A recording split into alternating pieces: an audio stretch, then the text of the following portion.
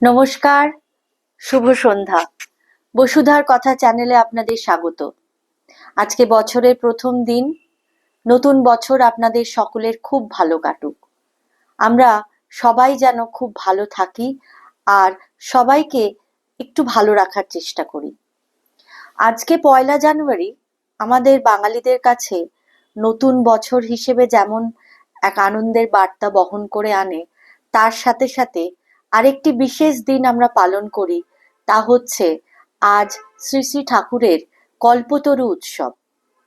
আমরা জানি এই দিন ঠাকুরকে আমরা অবতার হিসেবে চিহ্নিত করতে পেরেছিলাম এবং সেই কালজয়ী আশীর্বাদ ঠাকুর আমাদের করে গেছেন যে তোদের চৈতন্য হোক।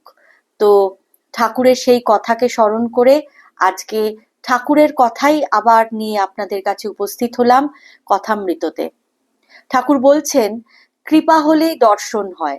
তিনি জ্ঞান সূর্য, তার একটি কিরণে এই জগতে জ্ঞানের আলো পড়েছে, তবেই আমরা পরস্পরকে জানতে পারছি আর জগতে কত রকম বিদ্যা উপার্জন করছি। তার আলো যদি একবার নিজে তার মুখের ওপর ধরেন তাহলে দর্শন লাভ হয়। সার্জন সাহেব রাত্রে আধার লণ্ঠন হাতে করে ঘুরে বেড়ায়, তার মুখ কেউ দেখতে পায় না, কিন্তু ওই আলোতে সে সকলের মুখ দেখতে পায় আর সকলে পরস্পরের মুখ দেখতে পায়। যদি কেউ সার্জনকে দেখতে চায় তাহলে তাকে প্রার্থনা করতে হয়, বলতে হয়, সাহেব কৃপা করে একবার আলোটি নিজের মুখের উপর ফিরাও, তোমাকে একবার দেখি। ঈশ্বরকে প্রার্থনা করতে হয়, ঠাকুর কৃপা করে জ্ঞানের আলো তোমার নিজের উপর একবার ধরো, আমি তোমায় দর্শন করি। ঘরে যদি আলো না জ্বলে সেটি দারিদ্র্যের চিহ্ন। হৃদয় মধ্যে জ্ঞানের আলো জ্বালতে হয়। জ্ঞান দীপ জেলে ঘরে ব্রহ্মময়ীর মুখ দেখো না।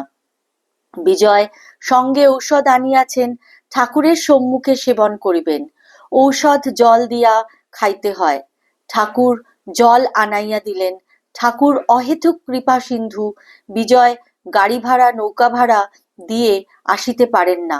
ঠাকুর মাঝে মাঝে লোক পাঠাইয়া দেন, আসতে বলেন। একবার বলরামকে পাঠাইয়াছিলেন, বলরাম ভাড়া দিবেন। বলরামের সঙ্গে বিজয় আসিয়াছেন। সন্ধ্যার সময় বিজয়, নবকুমার ও বিজয়ের অন্যান্য সঙ্গীগণ বলরামের নৌকাতে আবার উঠিলেন। বলরাম তাহাদিগকে বাগবাজারের ঘাটে পৌঁছাইয়া দিবেন। মাস্টারও ওই নৌকায় উঠিলেন। নৌকা বাগবাজারের অন্নপূর্ণার ঘাটে আসিয়া পৌঁছিল।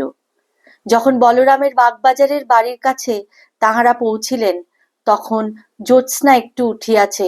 আজ শুক্লপক্ষের চতুর্থী তিথি, শীতকাল, অল্প শীত করিতেছে।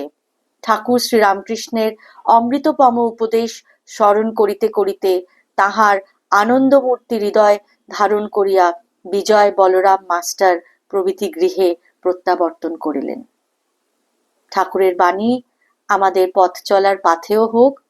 আমরা তাকে নিয়ে, তার কথাকে নিয়ে, তার কথা জীবনে পালন করে যেন চলতে পারি এবং আমাদের যেন তিনি দূর থেকে আশীর্বাদ করেন, সেই চৈতন্যের কথা, সেই চৈতন্য যেন আমরা প্রাপ্ত হই। নতুন বছর আপনারা সবাই ভালো থাকবেন, সবাইকে ভালো রাখবেন। সর্বে ভবন্তু সুখিনা, সর্বে সন্তু নিরাময়া, সর্বে ভদ্রাণি পশ্যন্তু, মা কশ্চিৎ দুঃখভাগ ভবেৎ। আর বসুধার কথা চ্যানেলটিকে লাইক, শেয়ার এবং সাবস্ক্রাইব করবেন। সুচিন্তিত মতামত থাকলে জানাবেন। বেল আইকনটি প্রেস করে আমার চ্যানেলের সঙ্গে থাকবেন। শুভরাত্রি।